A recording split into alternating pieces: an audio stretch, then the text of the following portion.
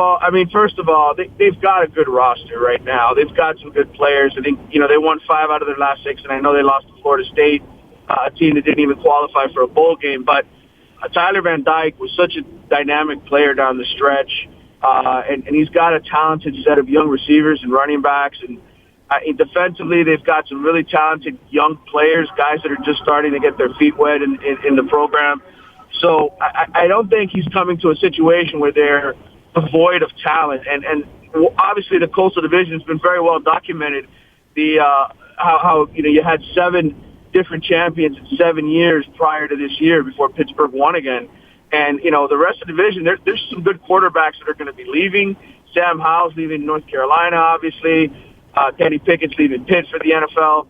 So all of these guys, I mean, this is set up for Mario to come in and win the division without question. I think his first year. I think ultimately, what he's going to be judged by is can he get Miami to win the conference championships and to get into the playoff again and to be nationally relevant.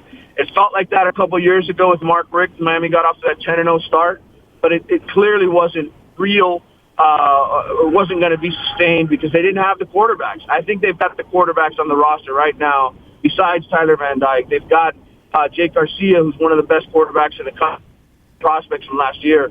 And they have another kid recruited who's an elite quarterback as well. So I think that he's in a very good position here. I just got to upgrade offensive line a little bit, defensive line, some linebackers. Obviously, with not easy to do. You got to go out and get those guys. But I think Mario's in a position where they can win here.